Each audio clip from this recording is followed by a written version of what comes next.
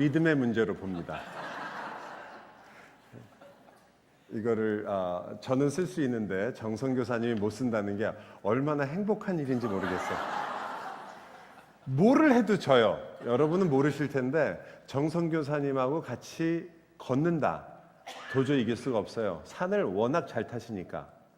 먹는다. 그것도 이길 수가 없어요. 역시 신앙으로만 이길 수 있어요.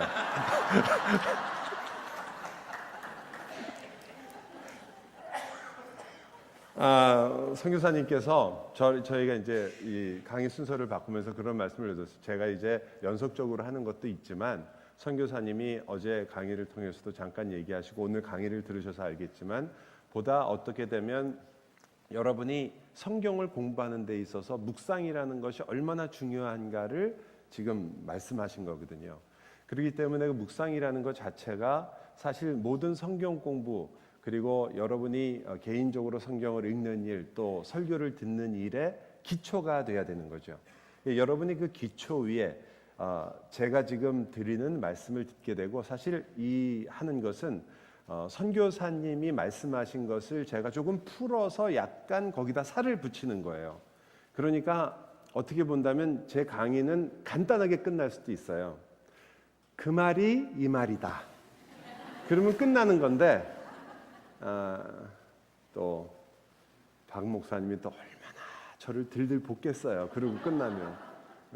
그래서 여러분하고 같이 함께 살펴보려고 하는 것은 우선 여러분이 꼭 기억하셔야 되는 건 우리가 성경을 읽어서 이러한 하나님의 말씀을 배우려고 할 때 제가 지금 아무래도 방법적인 부분처럼 보이는 부분을 여러분에게 설명을 드릴 거예요. 그런데 제 강의 안에도 있지만 이것이 방법이 되는 순간에 우리는 또 같은 이 함정에 빠지게 되는 거죠. 아까 말씀드렸잖아요. 연애라고 이게요. 예? 박 목사님이 그것을 대신해 주면 그게 불륜이거든요. 물론 선교사님은 선교를 하시는 분이라 그런 험한 말을 안 쓰세요. 목회하는 저 같은 사람이 해야죠, 이런 말은.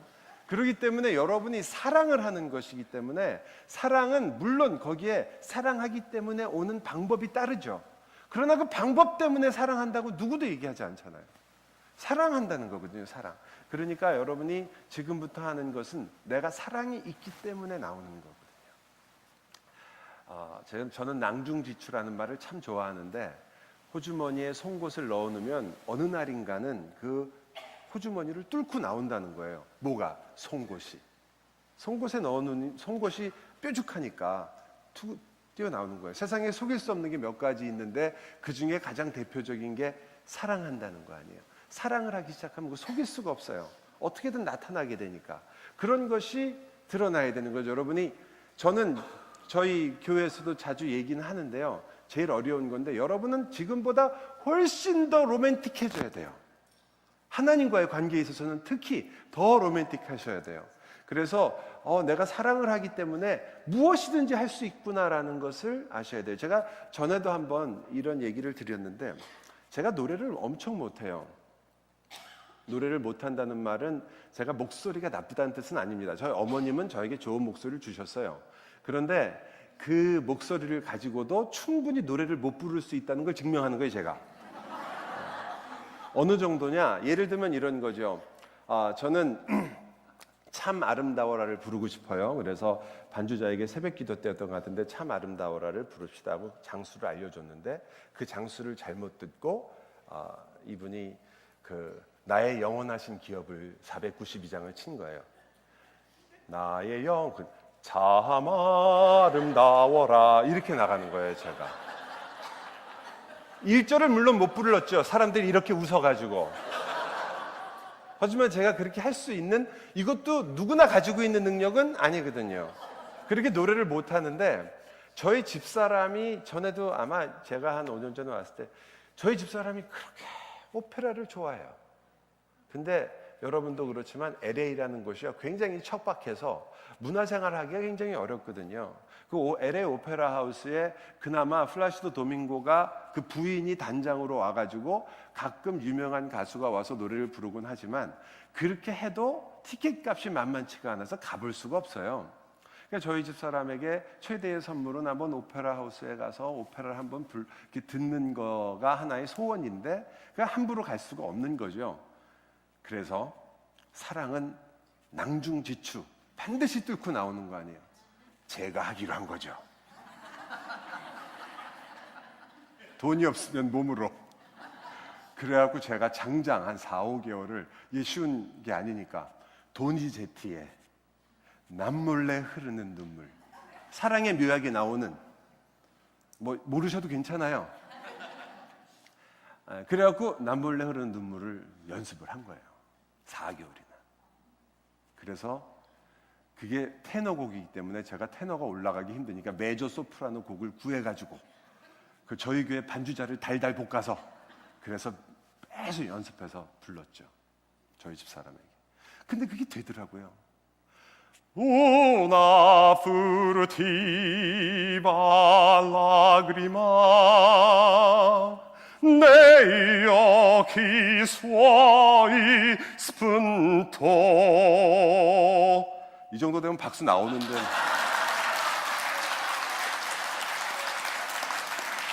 또 그렇다고 진짜로 박수를 치시고 참.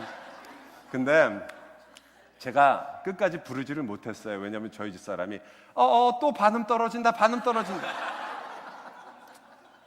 그래도 그날 저희 집 사람이 굉장히 기특하다는 얼굴로 그 생일 선물을 기쁘게 받아줬어요.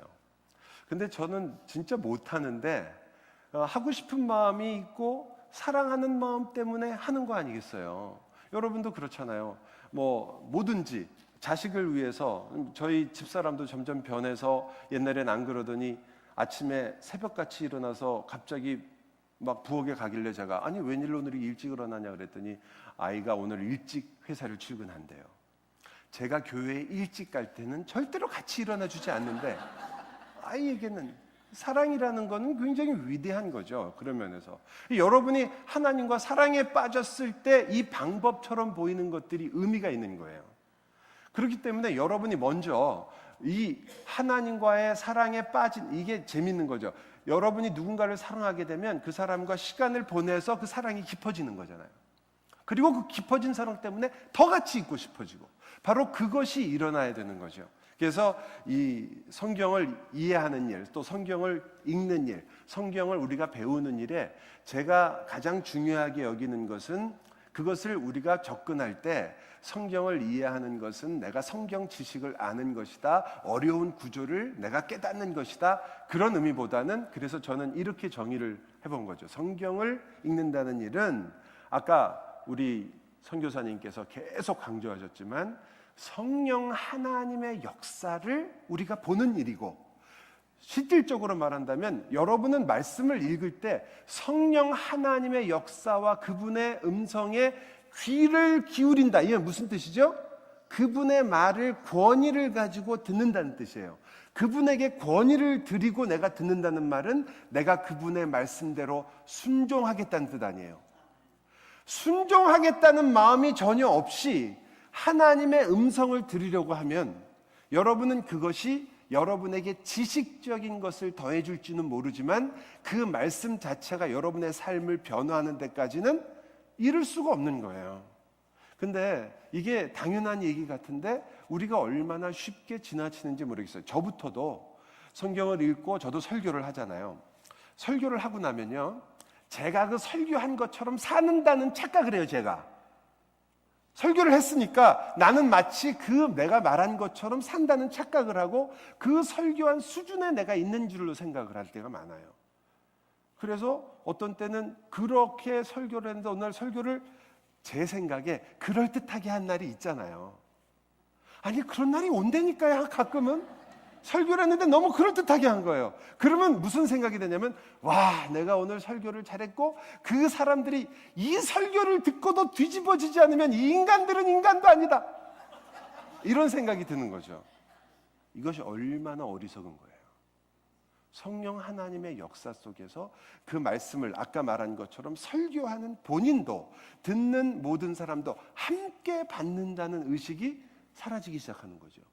그렇게 되면 내가 해석한, 내가 일주일 동안 고민한 그 성경 본문을 좀 알아먹도록 들으시오 여러분, 이렇게 되는 거예요. 제가 이 교회니까 여러분이라고 그러고 저희 교회 같으면 그렇게 하는 게 아니라 여러분에게 이 코끼리표 전자 그런 생각을 하게 되는 거죠. 왜냐하면 나는 알아먹었고 당신은 모르고 있다, 이런 생각이 드는 거예요. 성령 하나님의 역사에 민감해지는 게 아니라 내가 얼만큼 여기서 퍼포먼스를 잘할 것인가에 관심이 가기 시작하는 거거든요. 그게 망하는 거죠. 목사도 망하고 성도도 망하는 길이에요.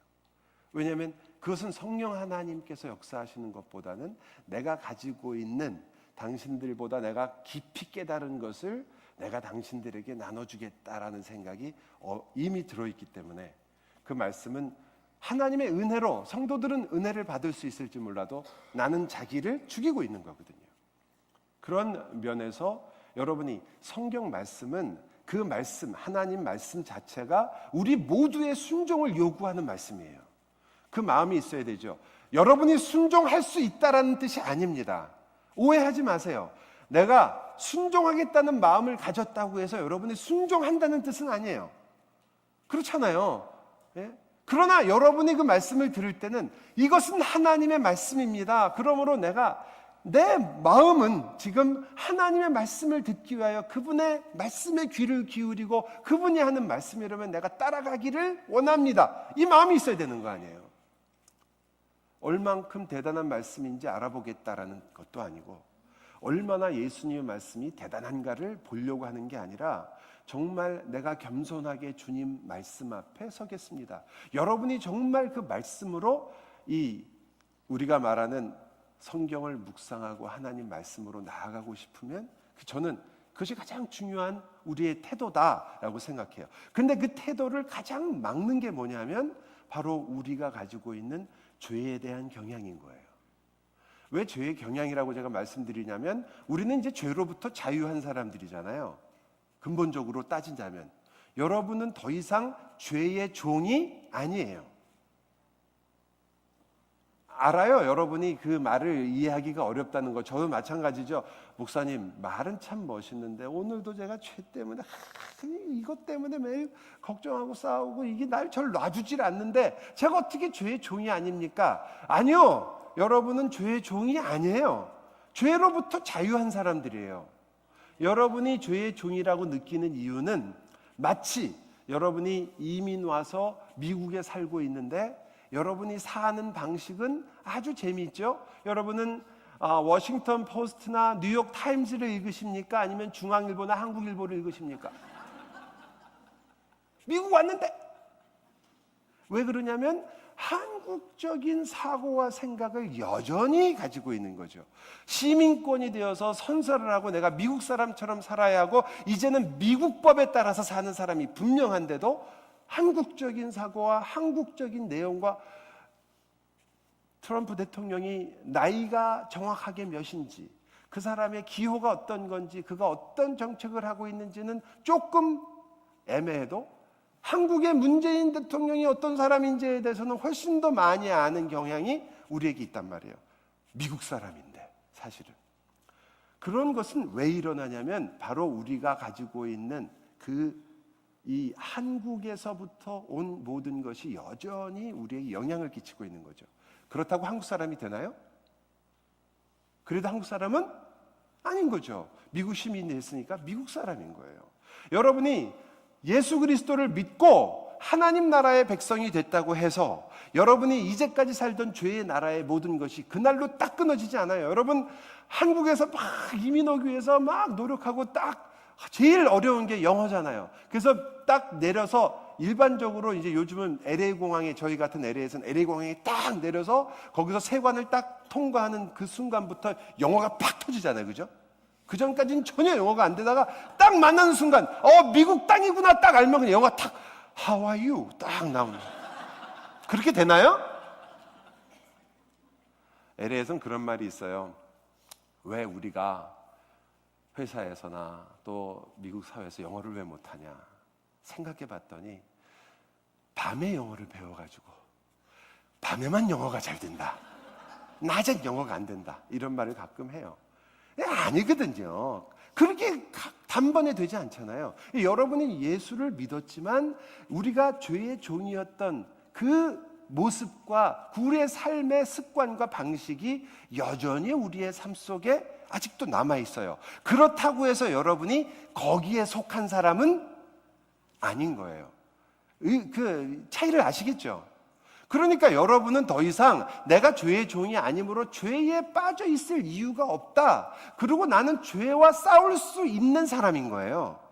그래서 어거스틴이 말한 그대로 한다면 우리는 able to not to sin이 되는 거예요. 이제는 죄와 싸울 수 있는 사람이 된 거죠. 그 전까지는 우리는 죄의 종이었기 때문에 죄와 싸우는 게 아니라 죄와 하나가 돼서 살았거든요. 우리는 그것이 우리의 양심 때문에 거스리긴 하지만 우리는 그 죄 짓는 것에 익숙하고 우리가 하는 일마다 죄의 결과를 맺고 죄와 같이 살아가던 사람들이에요. 그런데 예수 그리스도께서 우리를 죄로부터 건져내사 이제 우리는 죄와 싸울 수 있는 자리에 서게 된 거죠. 다르단 말이에요. 그 말은 그러므로 이제부터는 싸우기만 하면 이긴다가 기다 아니다. 정말로요? 이 인정을 하시는 거예요? 그렇더라도 예수 그리스도의 능력으로 말미암아 궁극적으로 우리가 승리를 갖게 된다. 그게 믿음인 거예요. 이게 여러분에게 어떤 역할을 해야 되냐면, 주님께서 우리에게 궁극적 승리를 주셨으니까 이제부터는 죄를 지어도 괜찮겠구나 라는 생각을 갖게 했으면 여러분은 복음을 어느 정도 정확하게 깨달으신 거예요. 그러나 바울이 로마서 6장에서 말하잖아요. 그럴 수 없느니라. 어찌 너희가 은혜를 더하게 하려고 죄를 더하려 하느냐? 너희는 죄와는 상관이 없는 사람이다. 어찌 죄 속에 있을 수 있겠느냐? 이렇게 얘기하거든요. 즉 여러분이 이제 완전히 다른 사람이 됐기 때문에, 이제 죄와 관계가 없는 사람이 됐기 때문에 여러분은 승리가 보장됐음에도 불구하고 그래서까지 이제 난 죄 다 용서받았으니까 죄에 살아도 되겠네가 아니라 오히려 그것 때문에 그리스도께서 하신 일을 알기 때문에 내가 죄와 더욱더 열렬하게 싸우는 거예요. 지더라도 저도 어때요?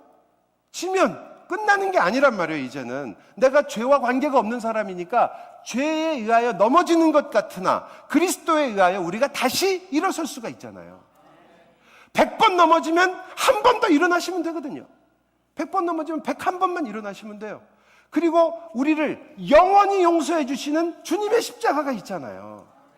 그렇게 우리가 죄와 싸우게 되고 그 싸움이 격렬해지고 그 싸움 속에서 우리가 소위 성경이 말하고 있는 거룩함을 얻게 되는 거거든요. 그런데 일반적으로 죄에 대해서 푸념은 많이 하세요.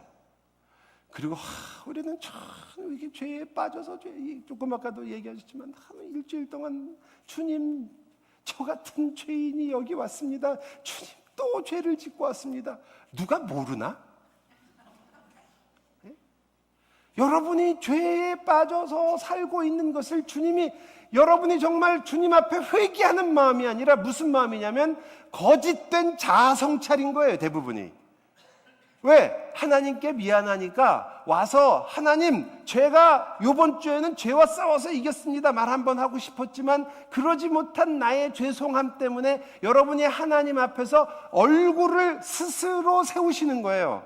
그런 방식은 안 좋죠. 여러분이 죄에 대해서 어떻게 생각하냐면 죄라는 것이 얼마나 하나님의 마음을 아프게 하는 것이며 얼마나 무서운 것이며 이것이 하나님의 진노 속에 있는 것이며 그래서 이 결과가 죽음밖에 없다는 것을 철저하게 아는 마음으로 죄를 대하시는 거거든요. 그래야 그 죄에 대하여 통렬하게 알고 회개를 하시는데 이 회개가 안 나오고 항상 푸념이 나오는 거예요. 나는 왜 이것밖에 못할까? 왜냐? 여러분의 관심은 끊임없이 나밖에 없어요. 여러분 누가 되고 싶은 거냐? 하나님을 즐거워하고 영화롭게 하는 사람이 아니라 죄 안 짓는 내가 너무 멋있고 싶은 거예요. 죄를 안 짓는 나, 죄에게 이기는 나, 그리고 죄 속에서도 이렇게 멋있게 살아가고 있는 나, 이게 너무 좋은 거예요. 여러분, 왜 여러분은 그렇게 멋있고 또 성장을 원하시는 거예요? 성장하고 성숙해지는 나, 그게 너무 좋은 거예요. 다른 사람은 저렇게 교양 없게 예수를 믿고 저렇게 미련하게 예수를 믿고, 다른 사람은 믿음이 있다고 하면서 저렇게 살지만, 나는 그래도 기쁨의 교회 교인으로서 다른 사람과는 다르게 그래도 이렇게 올바른 신앙과 올바른 믿음을 가지고 있다. 똑같은 거예요. 그거는 뭐가 달라요? 똑같은 거예요. 그것이 아니고 여러분이 내가 정말 죄인이어서 예수 그리스도가 없으면 살 수 없는 것처럼 그렇게 주님을 위해서 목말라 하기 때문에 이 교회가 바르게 되는 거예요. 그죠? 그 차이를 아시나이까? 모르시면 처음으로 다시 돌아가고. 왜냐하면 이거 너무 중요해요. 제가 생각하기에, 제가 기쁨의 교회를 여러분이 생각하는 것보다는 제가 사랑하거든요. 여러분이 생각하기에는 왜 남포교회 목사가 왜 이 교회를 사랑하느냐라고 생각하실지 모르겠지만, 나름대로는 제가 많은 애착과 애정을 갖고 있어요. 그래서 항상 저도 기쁨의 교회를 위해서 기도할 때 항상 기도하는 거예요. 바른 교회에 있다는 마음으로 살지 말게 해 주옵소서.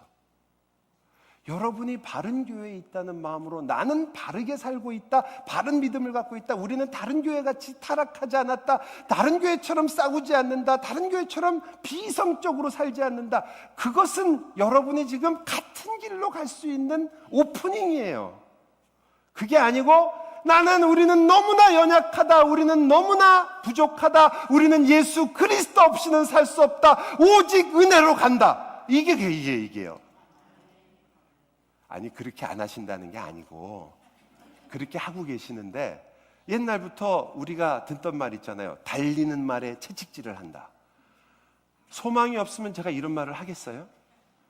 여러분은 모르시겠지만 아마 박 목사님도 그 정도까지는 아실지 모르겠어요. 왜냐하면 필라델피아는 그래도 제 생각에는 LA보다 조금 덜 혼란스럽다 생각을 하거든요.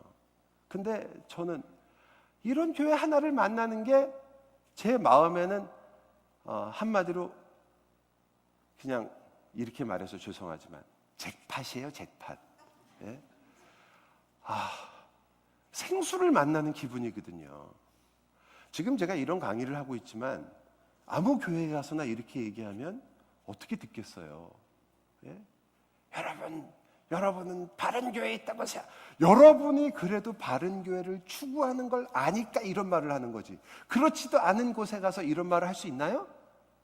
제가 여러분을 얼마나 높이 대우해 주는지 모르겠어요?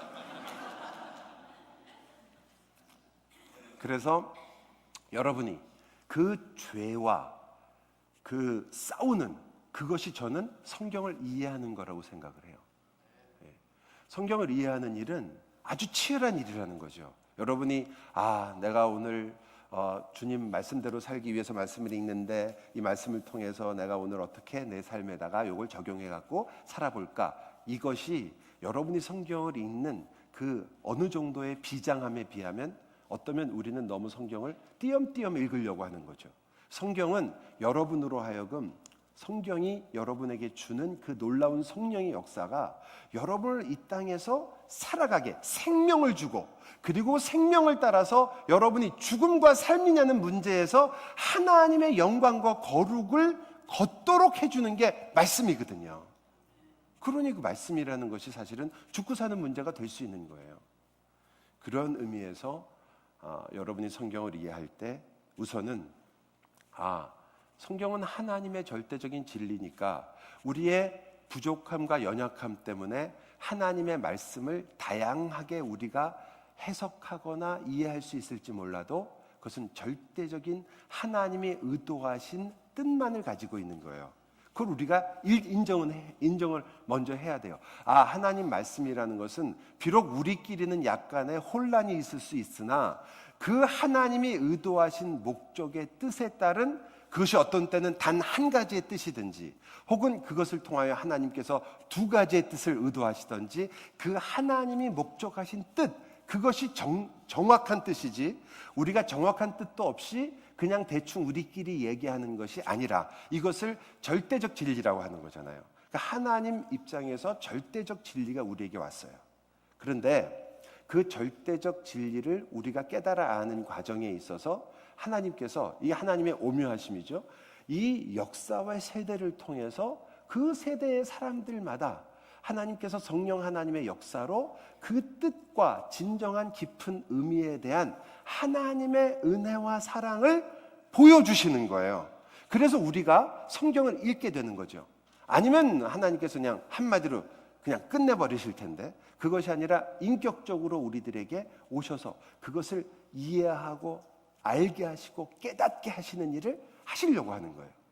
성령님께서 여러분에게 답을 주시는 게 아니라 여러분으로 하여금 그것을 생각하게 하고 묵상하게 하고 그것을 하게 하는 것은 바로 하나님께서 우리에게 주시는 이 절대성이 있는 진리를 우리에게 오히려 우리가 그것을 깨닫고 알므로써 하나님의 뜻과 은혜와 사랑을 점점 깊이 알게 하는, 즉 하나님의 뜻을 우리가 미처 다 알지 못함에도 불구하고 점점 그 말씀의 진의, 올바른 뜻에 가까이 갈수록 우리는 사실은 여러분이 성경을 해석해서 얼만큼 알아듣느냐라는 게 중요한 게 아니라 그 하나님이 누구이신가를 알아가는 게 그게 중요한 거거든요.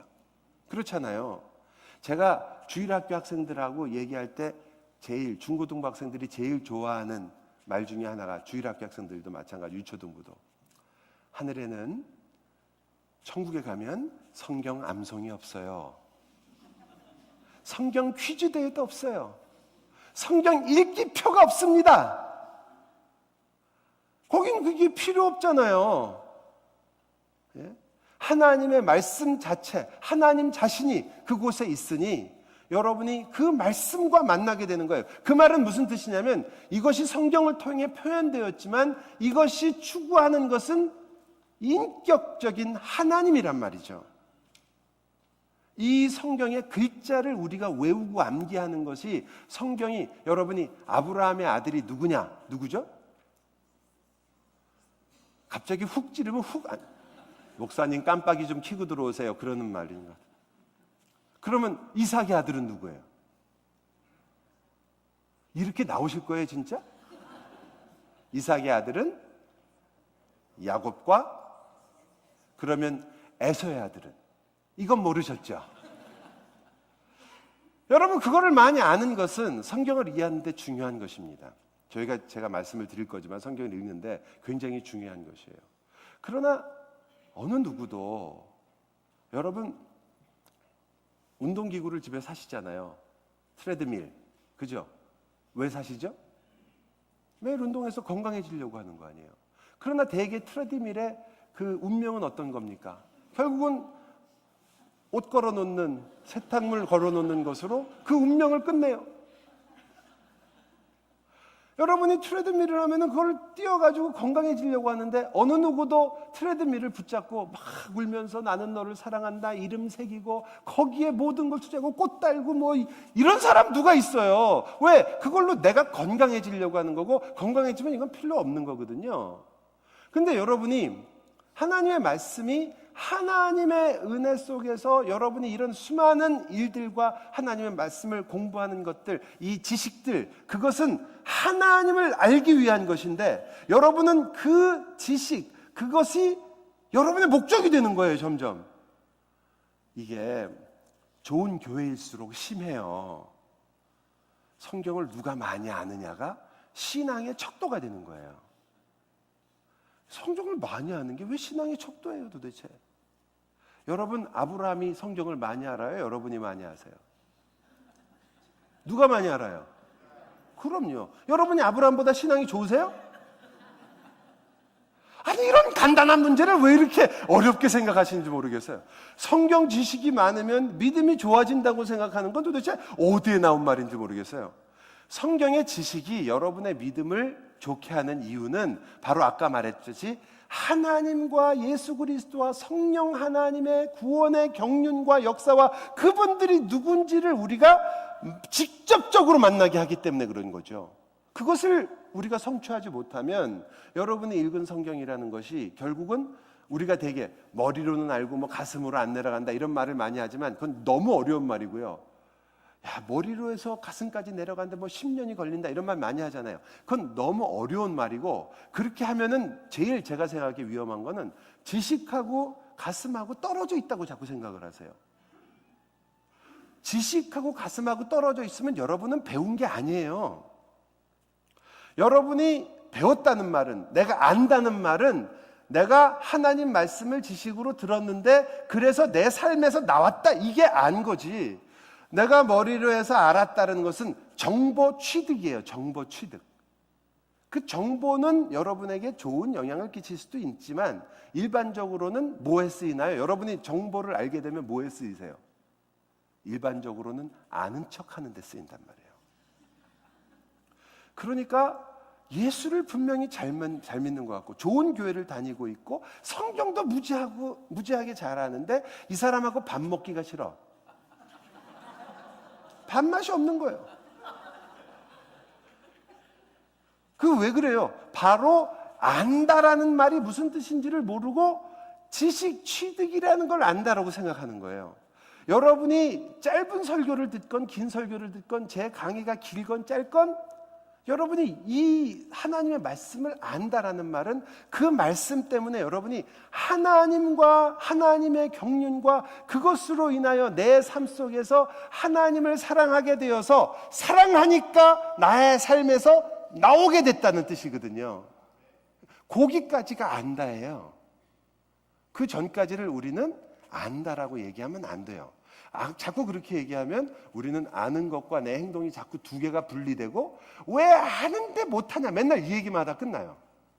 당신은 그렇게 성경을 많이 아는데 왜 이렇게 못 사냐 이렇게 얘기하는 거예요. 성경을 많이 몰라서 그래요. 무슨 말인지 아시죠? 만약에 여러분이 어떤 분을 봤는데 뭐 성경 퀴즈대회 1등이고 성경은 지식이 너무 많은데 하는 걸로 봐서는 이건 뭐 어린아이만도 못하다, 그럴 때는 그분이 성경 지식이 많다 이렇게 얘기하지 말고 성경을 몰라서 그렇다는 거예요. 성경을 몰라서 그런 거예요. 이해를 해주셔야 돼요. 성경을 몰라서 그래요. 하나님의 말씀을 안다는 것은 지금 우리가 다 배웠잖아요. 성령 하나님께서 그의 마음에 역사하셨다는 거거든요. 그런데 성령 하나님께서 역사하신 게 아닌 거예요. 그러고도 우리가 성경을 읽을 수 있다니까요. 그래서 이 성경을 이해하는 일에 저는 성령님의 역사에 순종한다. 여러분에게 위에 있는 부분은 워낙 여러분이 많이 다 들은 얘기니까 4번으로 가면요. 우리의 이해를 방해하는 것은 우리의 태도, 특히 죄이다. 성경 해석은 도덕적이며 윤리적인 행위이다. 보이시죠? 저는 이것이 사실은 1번에서 제일 제가 강조하고 싶은 부분이에요. 여러분이 성경을 읽을 때 여러분 안에 있는 죄성이라고 말하는 죄의 영향력을 무시하기 때문에 여러분은 이 내가 성경을 읽고 있는 것 자체가 굉장히 도덕적이라는 것, 즉 하나님 앞에서 선한 것과 악한 것을 우리가 지금 행동으로 보여준다는 것에 대해서 너무 생각을 안 하세요. 여러분은 성경을 읽고도 악하게 살 수 있거든요.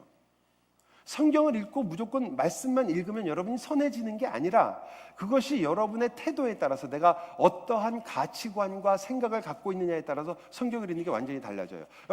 여러분이 잘 아시는 마태복음에 보면 산상수훈에 먼저 그 나라와 그의 의를 구하라.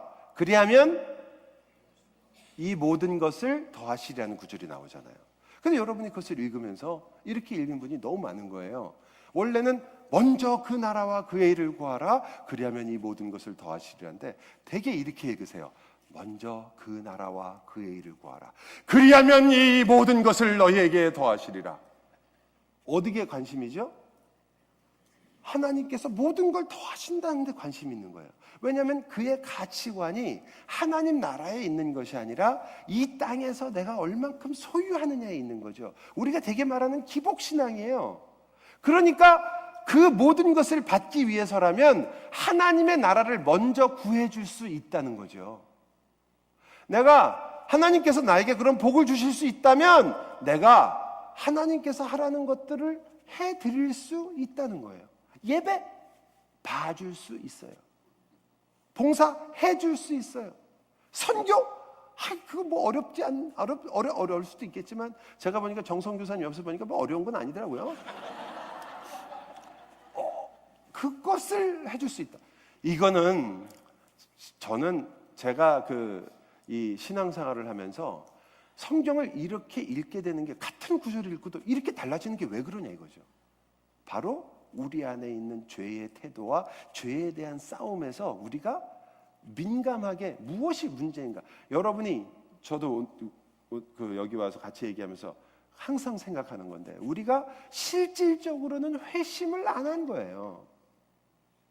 내가 죄라는 것이 얼마나 무서운 것이며 하나님의 은혜가 얼마나 큰 것인가. 그래서 내가 지금 돌이켜 하나님께로 가고 있는 사람이라 이제는 내가 이제까지 귀중하고 생각하고 내가 인생에서 가장 가치 있다고 여기던 것으로부터 여러분의 가치관이 변하지 않은 거예요. 여러분의 역사와 세상을 보는 눈이 변하지 않는 거예요. 그냥 옛날하고 똑같이 살면서 하나님만 믿어드리는 거예요. 그러니까 여러분에게 나올 수 있는 것은 역시 세상과 같은 삶이 나오고 그 대신 뭐가 달라졌어요? 교회를 다니고 있는 것만 달라진 거예요. 또 그러다 교회 다니다 보니까 교회 봉사도 하고 성경도 배우게 되고 기도도 하게 되고 처음엔 몰랐는데 찬송가도 배우고 예배 드릴 때 언제 서라 앉아라 이런 것도 배우고 교회 문화에 아주 익숙해지시는 거죠. 소위 말하는 종교 생활을 하시기 시작하는 거예요. 나의 가치관과 세계관은 전혀 회심하지 않은 채 이런 신앙생활을 할 수 있는가? 할 수 있을 뿐만 아니라 지금 그것이 더 많은 게 문제인 거죠.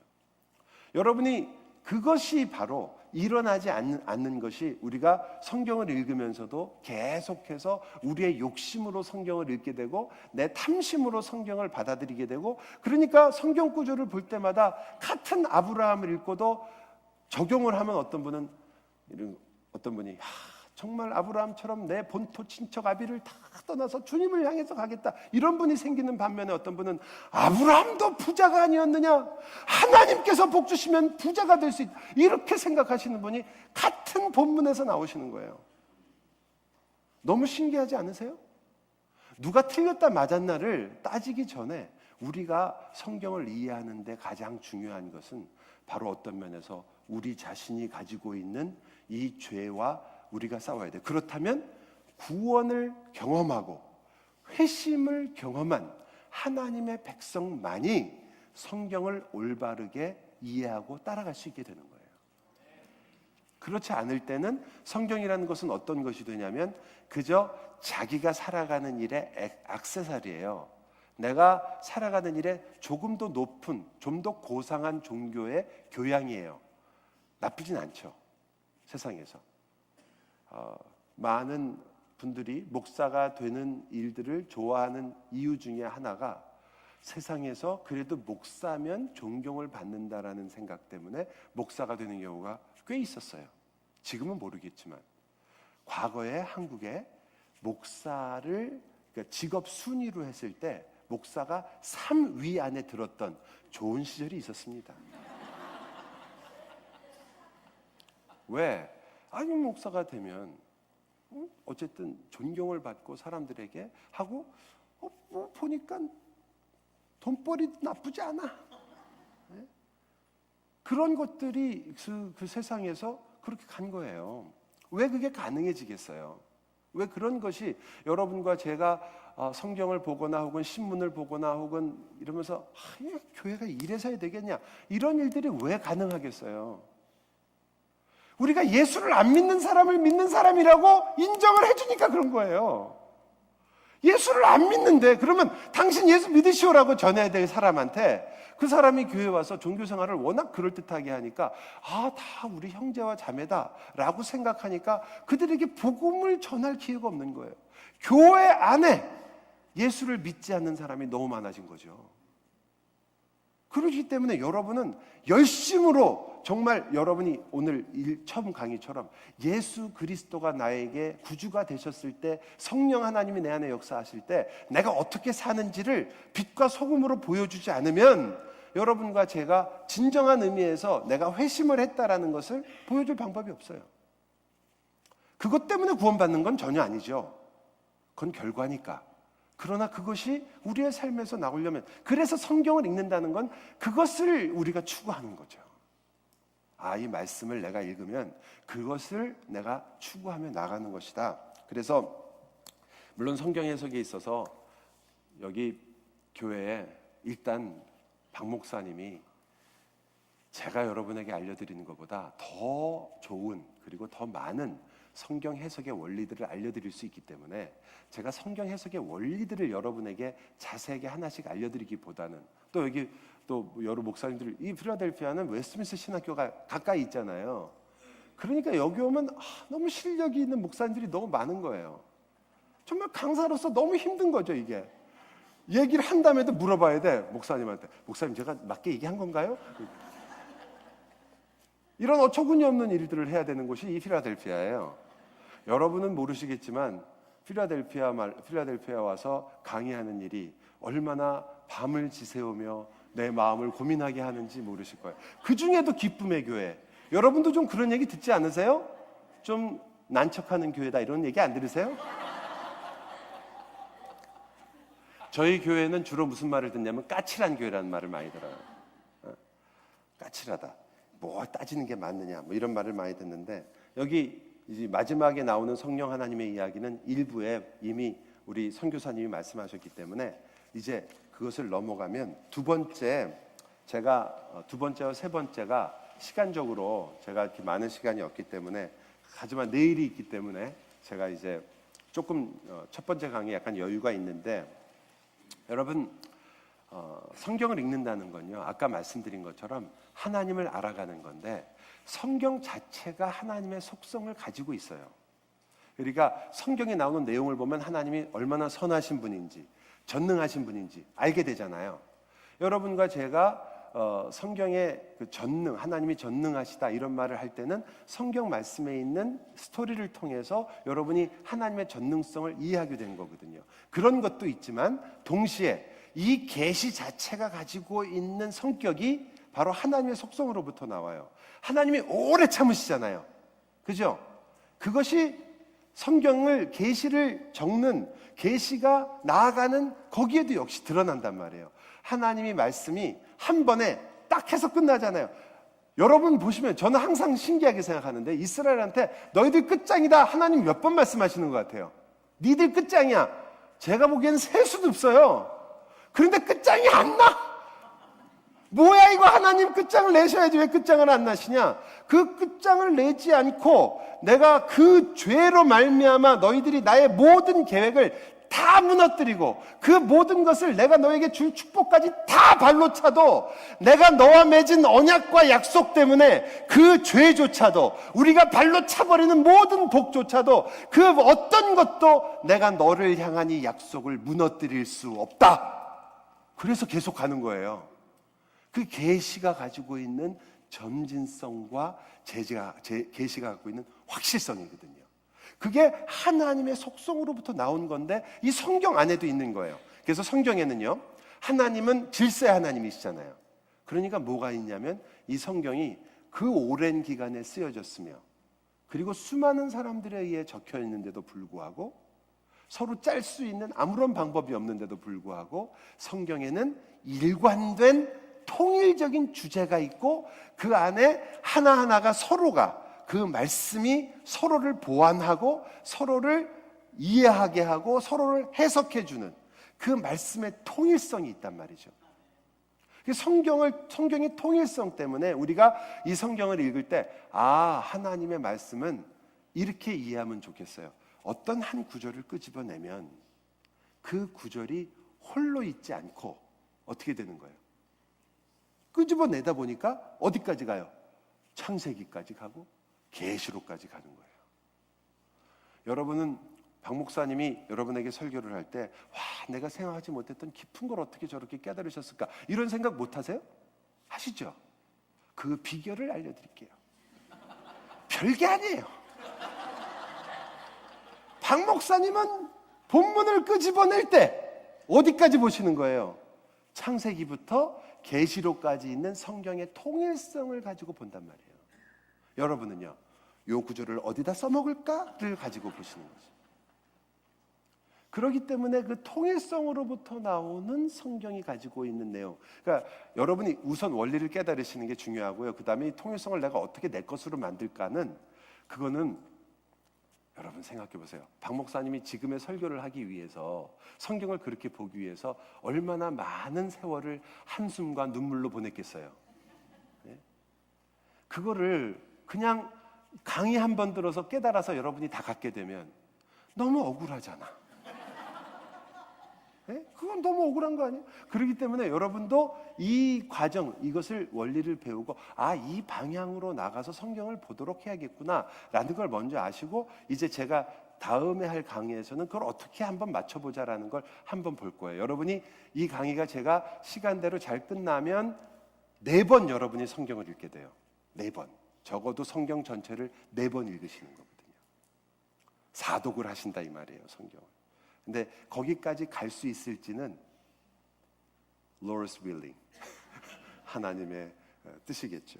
그래서 통일성이 있어요. 두 번째는, 칠판을 잠깐 쓰면 여러분이 배우셨겠지만, 성경에 보면 맨 처음에 여러분이 창세기 3장에 어떤 내용이 나오냐면, 우리가 타락한 다음에 하나님께서 아담과 하와에게 얘기하실 때 사탄과 그리고 우리가 원수가 되고 여인의 씨 이야기가 나오죠. 그죠? 그걸 뭐라고 부르죠? 처음 나타난 복음이다. 즉 그 여인의 후손이 바로 누구를 뜻하는 거예요? 예수 그리스도. 그죠? 그래서 한다. 그러면 여러분, 아담과 하와가 그 얘기를 들었을 때 예수 그리스도 이렇게 생각했을까요?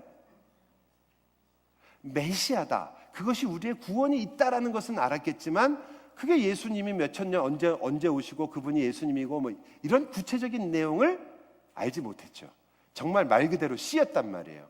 그 씨였던 그 말씀이 조금 지나서 여러분이 아시는 것처럼 인간이 타락을 해서 그 죄가 깊어지면서 동시에 그 내용이 어떻게 되냐면, 우리가 뭐 노아를 통해서도 알 수 있지만 드디어 아브라함으로 가잔 말이에요. 시간상 그 아브라함으로 가면 하나님께서 이번에는 바벨탑 사건이 바로 아브라함 전에 나오잖아요.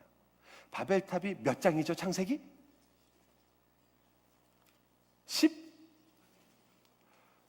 제가 이 강의를 할 때는 물어봐도 좋다고 그랬는데, 그러면 그건 너무 어렵다. 아브라함의 이야기는 몇 장? 12장. 여러분이 전에 제가 안 알려드렸어요? 어떤 질문을 강사가 하잖아요. 그러면 숫자를 질문할 때는 먼저 대충 40을 때리세요. 40. 그러면 대충 맞아요. 근데 이것처럼 장수는 40장까지 대하는 책이 많지 않으니까 그 다음에는 12를 때리시는 거예요. 12로 안 되면 7을 때려보시고, 7로 안 되면 3을 때려보세요. 그래도 안 나오면 마지막에 10. 그래도 안 되면 그건 목사님만 알아도 되는 얘기예요. 그거는 우리가 다 알 필요가 없는 거예요. 그만큼 성경에는 이 숫자에 대해서 중요한데, 이 12장이에요. 12장이 아브라함 이야기면 바벨탑 이야기는 몇 장일까요? 11장. 그래서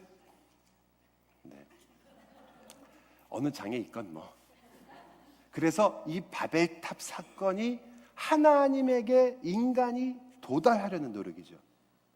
그것과 대조적으로 나온 게 아브라함의 이야기는요, 하나님께서 아브라함에게 오시는 사건이죠. 서로 완전히 대조적인 사건이 이 기록에 나와 있단 말이에요. 그러면서 하나님께서 아브라함을 택하사 그와 언약을 맺어서 그를 통해서 우리가 무엇을 알게 되죠? 이제 너를 통하여 내가 온 민족에게 복을 줄 것이고, 그리고는 거기서 끝나는 게 아니라 그 다음에는 할례를 가르쳐 주시고, 그죠? 그러면 그 할례라는 것 자체도 바로 끊어서 잘라내는, 피를 보는 하나님과 이 아브라함과의 언약, 우리와의 언약을 통해서 그리스도 예수를 사실은 보여주고 있는 거 아니에요. 그렇다고 그 할례 사건에서 예수님이 누구신지, 이름이 뭔지까지는 안 나왔어요. 하지만 훨씬 많은 걸 알게 됐죠. 요거를 아브라함 때로 가다 다윗으로 가면 더 정확해지죠. 유다 지파에 그리스도가 오실 거다. 그렇잖아요. 그러니까 여기서 우리가 되게 말하는 계시가 점점 풍성해지는 거예요. 그래서 마지막에 그 풍성한 계시가 예수 그리스도에게 오게 되면 그 계시가 완성되면서 그 계시의 내용이 오는 거죠. 자, 처음에 있는 씨가 부족한 게 아니에요. 마치 우리가 그 강낭콩을 심으면 강낭콩 안에 이미 강낭콩이 될 모든 것이 들어있잖아요. 그죠? 그것이 심어져서 나오면서 강낭콩에 대해서 열매를 맺는단 말이에요. 그러나 이 강낭콩 안에도 앞으로 나올 모든 것들이 들어있는 것처럼 이 안에 모든 진정한 의미에서의 그 구원의 역사와 내용, 그 효력 같이 들어있어요. 그러나 이것이 우리들에게 점점 더 풍성해지죠. 우리의 죄가 커질수록 하나님의 은혜의 강도가 그리고 그 설명이 더 깊어지게 되는 거예요. 이것을 계시가 점진적으로 더 우리에게 밝히 드러난다. 그래서 계시의 점진성이에요. 하나님이 우리와 사랑을 나누실 때도 여러분과 제가 하나님을 알게 되면 그 다음에 우리가 부르는 찬양의 대부분은 이런 거예요. 주께로 가까이 주께로 가오니 나의 갈 길 다가도록 나와 동행하소서. 우리 신앙의 모든 선배들이 뭘 원하냐면 하나님 그 영광의 빛을 조금만 더, 주님의 은혜를 조금만 더, 주님의 사랑을 내 이 어두운 내 마음에 조금만 더 비춰주옵소서. 우리 신앙의 선배들의 기도였어요. 왜? 주께 가까이 하는 것이 복이라. 그걸 알았거든요. 그게 바로 우리가 끝나는 게 아니에요. 예수 딱 믿으면 여러분 생각에는 이신칭의, 이제 나는 의롭다함을 받았고 나는 드디어 하나님의 자녀가 됐고 이제부터는 주님을 위하여 살자. 그래서 이제 주님 여기까지 이렇게 나를 위해서 수고하셨고 십자가를 지셨고 이 어마어마한 일 하셨사오니 이제 내가 주님께 모든 내 인생을 바치오리다. 주님을 위해 살겠습니다. 이렇게 되는 줄 아세요? 아니요. 여러분은 주님을 만나는 날까지 영원히 주님의 그 은혜와 사랑을 경험하며 주님께 가까이 가는 것이 우리의 삶의 전부예요. 선교 왜 가요? 우리가 가서 선교를 해서 사람을 구해내려고 가나요? 그러면 예수님이 가시는 게 낫지. 성령님 보내면 되잖아요. 왜 성령님 안 보내고 가서 성령님이 쫙 가가지고 그 사람들 마음에 쫙 역사해서 다 믿어버리게 하면 되잖아요. 그게 나아요? 우리가 가서 얘기하는 게 나을까요? 여러분은 제가 오늘 이렇게 성경을 가르치는 게 좋으세요? 예수님이 나타나셔서 하시는 게 좋으세요? 이런 어리석은 질문을 하는 강사가 누구냐 도대체? 그런데 왜 저를 쓰시냐 말이죠. 그럼 여러분 생각을 해야 되잖아요. 제가 하는 게 예수님이 하는 일을 방해를 할까요? 덧붙여서 더 잘하게 할까요? 우리가 하는 일은 천수 방해예요. 청선교사님도 이제까지 선교 생활 전체를 하나님 일을 방해하고 여기까지 온 거예요. 그런데 하나님이 기뻐하신다고요. 왜? 하나님이 원하시는 것은 우리가 해서 너무 썩 훌륭하게 잘해서가 아니고 하나님의 일에 우리가 부름을 받아 하나님의 영광스러운 자녀로서 하나님의 나라를 이루어가는 것, 그게 하나님의 기쁨이잖아요. 여러분을 부르신다고요. 여러분이 주일날 와서 막 성도들을 위해서 밥을 하고 애를 쓰고 그 뜨거운 부엌에 들어가서, 여기는 날씨라도 좋죠. LA에는 120도를 왔다 갔다 하면서 부엌에서 한번 칼질을 해보세요. 이게 다마네기, 다마네기는 일본 말이죠. 일본의 영향이 너무 커요. 저는 아직도 1, 2, 3, 4로 하는 것보다 리시로코 하치도가 편해요. 이거를 하고 있을 때 땀은 비 오도 틀리면서 김지사 왜 안 와? 아직도. 이게 아닌 이유가 여러분이 하는 건 사실상 별 볼 일이 없음에도 불구하고 이것을 통하여 하나님께서 나를 만들어 가시고 거룩한 삶을 알게 하시며, 그리고 그것들을 통해서 성도를 섬기고 사랑하는 것들을 나로 하여금 체험케 하시는 거거든요. 그걸 어디서 배우겠어요? 여러분, 많은 분들이 고난을 힘들어하시고 예수 그리스도의 고난에 참여한다는 걸 굉장히 어렵게 생각하세요. 사실 맞는 말이죠. 그러나 한 다른 편으로 보세요. 여러분, 천국 가서는 도저히 못하는 일이에요, 이게. 천국이 그렇게 좋다지만요, 예수 그리스도의 고난에 참여하는 건 천국 가서 못해요. 여기서밖에 못해요. 여기서밖에 누릴 수 없는 정말 특권이고 기쁨이에요. 그러니까 바울이 그러잖아요. 그리스도의 고난에 참여하자.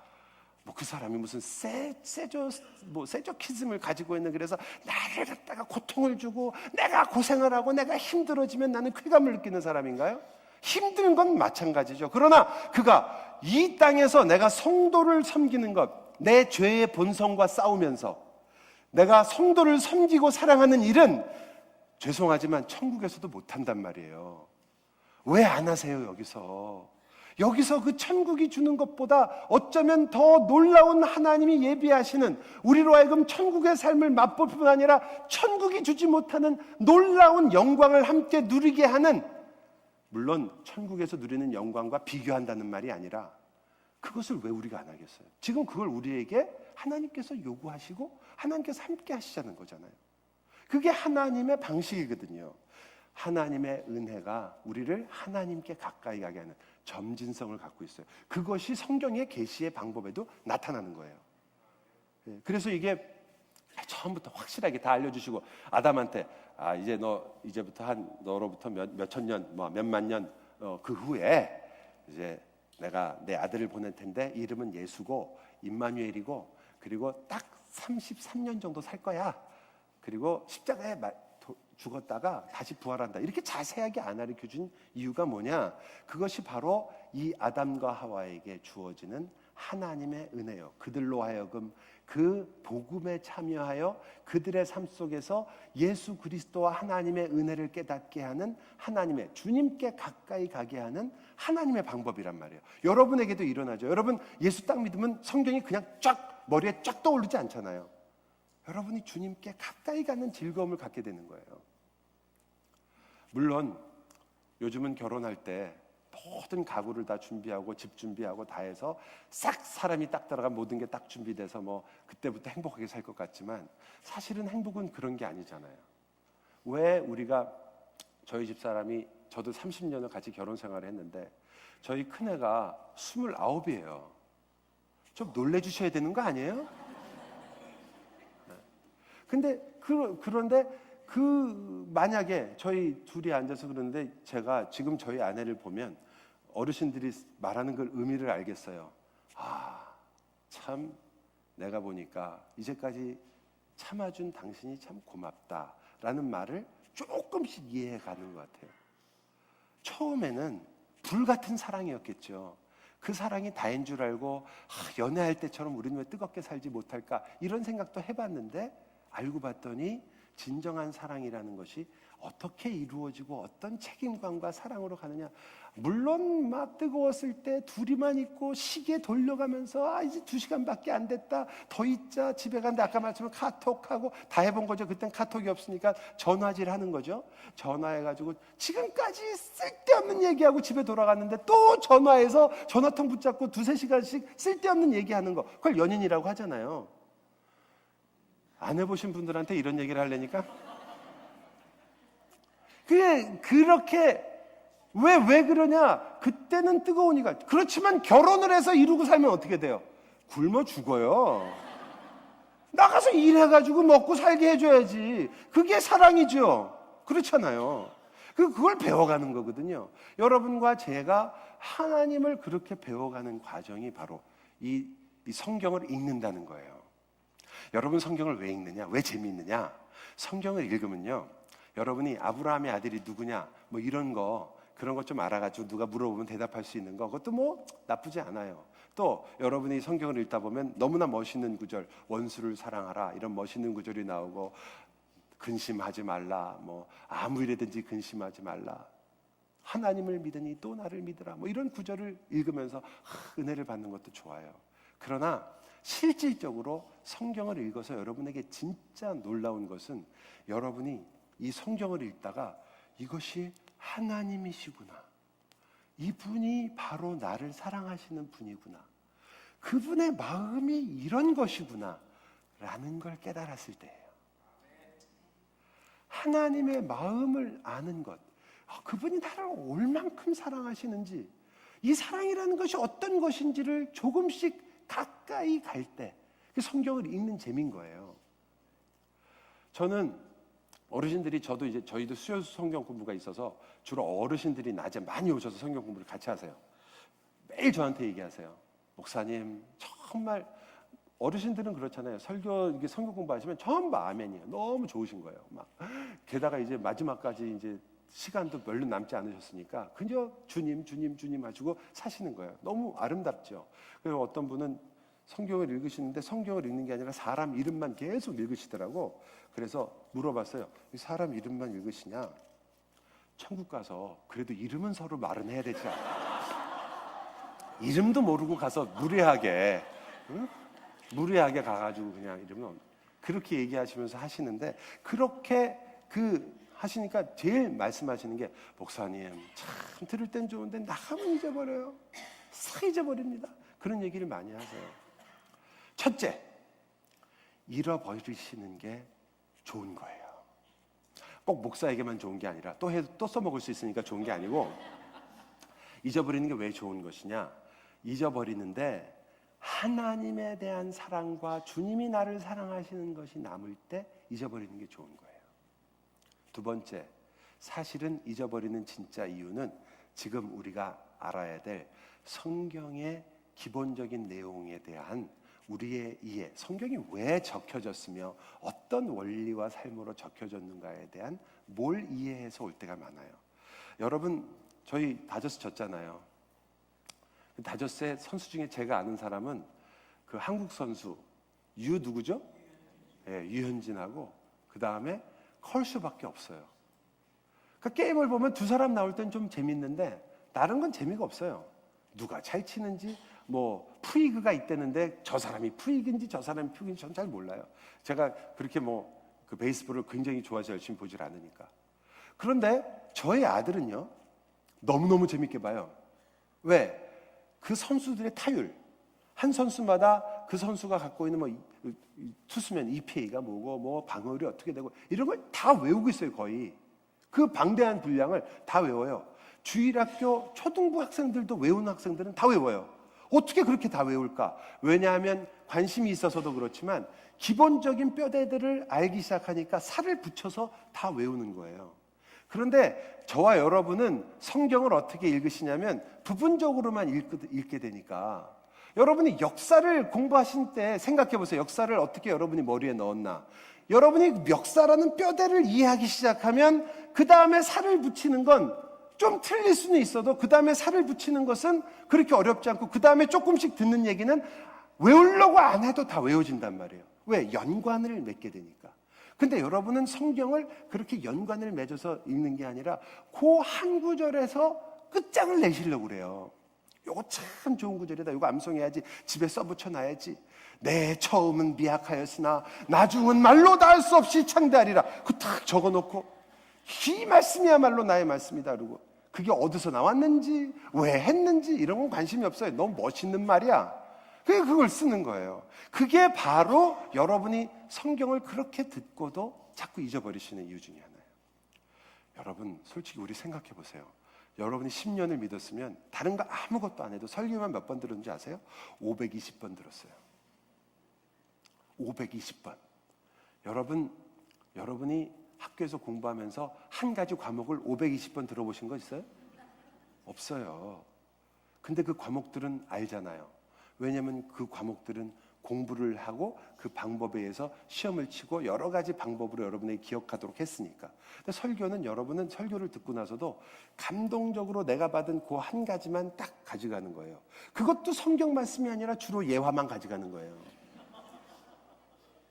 그러니까 그게 여러분에게 도움이 안 되는 거예요. 그래서 여러분이 성경을 이해하는 게 중요한 거죠.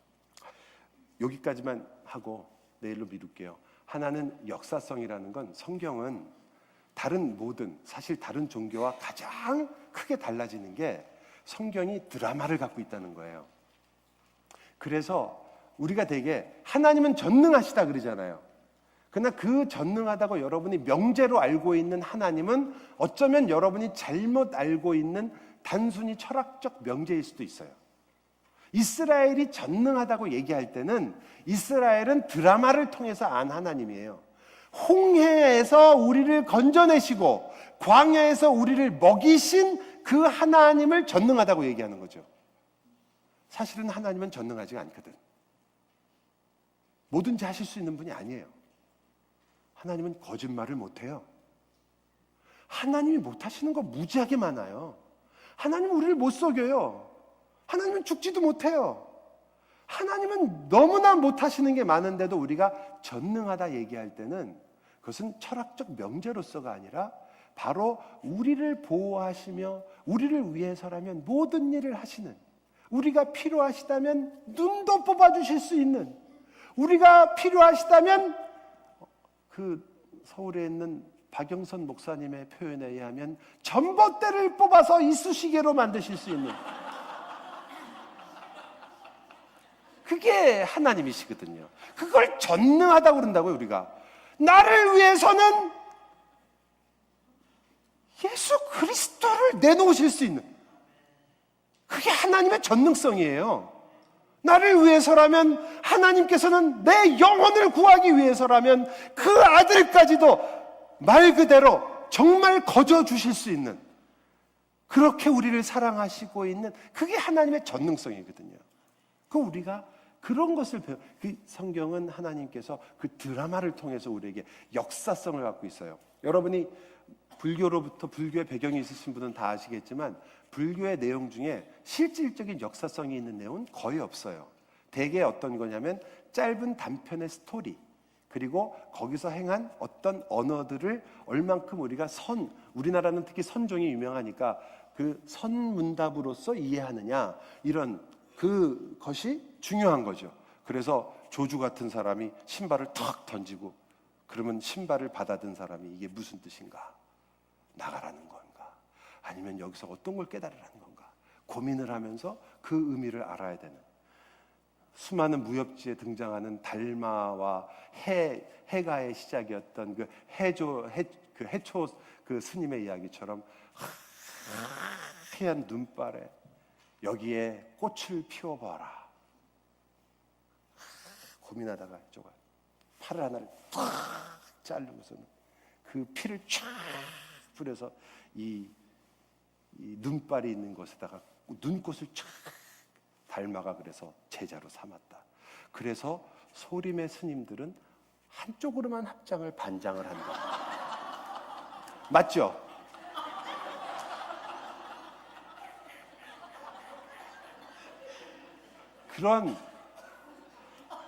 그게 그런 것들을 통해서 깨달음의 종교란 말이에요. 깨달음, 각성, 깨닫는 것. 그런데 성경은 깨달음의 종교가 사실은 아니에요. 여러분이 성경을 깨달아 알아가지고 하는데 그것을 우리는 성령 하나님의 역사, 우리가 깨닫는 것이 우리의 능력과 힘으로 우리가 얼만큼 깊이 있게 생각했느냐에 따라서 알아지는 게 아니라 실질적으로 하나님의 은혜로 내가 여기까지 오고 알게 되었다.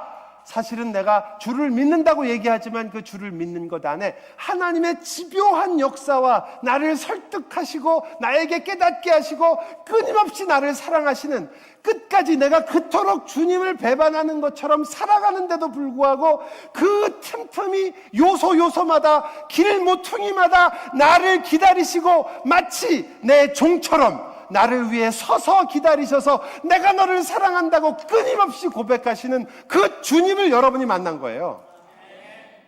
얼마나 놀라운 일이에요. 역사성. 마지막으로는 종말성. 주님 우리 앞에서 이 우리의 인생이 마지막이 있다. 이 땅이 끝이 아니다. 성경은 여러분이 절대로 이해할 수 없는 부분이 바로, 만약 여러분이 스스로를 나그네로 여기지 않으면, 순례자로 여기지 않으면 성경은 여러분에게 줄 수 있는 게 별로 없어요. 보이는 것에 한한, 여러분이 구약을 열심히 읽어서 구약에서 주는 무슨 거기 자식을 준다, 내 재물을 준다, 그를 풍성하게 하시다. 그 말씀을 들으면서 그래 우리도 이렇게 열심히 믿으면 이렇게 된다라고 생각하시면 신약으로 한번 넘어가 보세요. 신약에서 믿음 제일 좋은 사람이 누구예요? 신약에서 예수님 빼놓고 누가 제일 좋은 것 같아요? 사람마다 다르겠지만 누구요? 베드로? 바울. 좋아요. 바울로 치자고요. 우린 잘 모르지만 정확하게는. 자, 바울이 하나님의 복을 받았어요? 못 받았어요? 말할 수 없는 복을 받았죠. 그래갖고 나중에 로마 황제를 만나가지고 한마디 하니까 로마 황제가 무릎 꿇고 당신의 말이 옳소이다. 그리고 무릎 꿇고 탁 바울한테 세례받고 그랬죠. 그죠? 바울이 말했는데 어떻게 그걸 안 해? 어떻게 했어요? 죽었어요. 죽었어요. 바울이 그럼 사는 동안에는 좀 누린 게 있느냐? 아니요. 바울 자신이 말하기를 춥고 헐벗고 굶주렸노라. 우리는 이것을 전문 용어로 홈레스라고 불러요. 바울이 그랬다니까요. 여러분은 이런 예수를 믿고 있는 거예요 지금. 그런데 바울이 나는 너무 기쁘다, 너희도 기쁘기를 바라. 이런 게 예수 믿는 거예요. 여러분, 예수 믿는 게 얼마나 이게 말이 안 되는 일인지 아세요? 저는 여러분이 이게 예수 믿는 사람이 많다는 게 참 신기해요. 여러분이 그 하나님의 사랑에 감복됐기 때문에 이렇게까지 나를 사랑하시는 분이라면 내 인생을 맡길 수 있구나 해서 여러분이 오셨어요. 근데 여러분은 그렇게 맡겨놓고도 아까운 거야. 내가 맡긴 인생이 너무 아까워. 그래서 맨날 도로 갖고 와요. 그리고 이걸 내가 한번 다 잘해봐야지.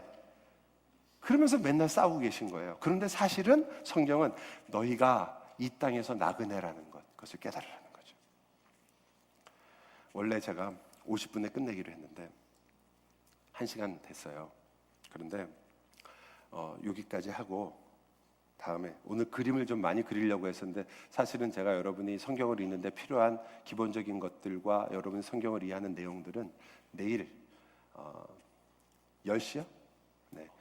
9시 50분에 여러분을 만나서 같이 하도록 하고 여러분에게 지금 그 교재를 여러분이 읽으시고 거기다 답을 써서 오셔도 좋아요. 예. 빈칸이 있는데 그 빈칸을 그냥 드린 건 아니고 답을 쓰셔서 오세요. 틀리면 어때요? 제가 여러분을 채점할 것도 아니고 그리고 답을 써 오셔서 내일 저한테 얘기를 해주세요. 왜 틀렸는지 얘기해 드릴 테니까 혹은 왜 맞았는지 얘기해 드릴게요. 여러분과 제가 물론 이 성경을 읽는다는 것을 2시간이나 3시간의 강의로 모든 것을 할 수 없지만 그러나 저는 하나님의 말씀을 여러분이 읽는다는 것이 결국 오늘 예를 든다면 그 성경을 읽는 4가지 관점 포인트 첫 번이 하나님의 나라잖아요. 그 하나님 나라 맨 밑에 칸에 빈칸이 있잖아요. 거기에 들어갈 말을 제가 하나 알려드리고 오늘 마치도록 할게요. 그 빈칸에다가 제가 할 말씀이 이거였어요. 성경은 하나님의 통치를 통해 나와 공동체의 세계관과 가치관을 변화시킨다. 그게 하나님 나라의 관점에서 성경을 읽을 때 우리에게 일어나는 일이에요.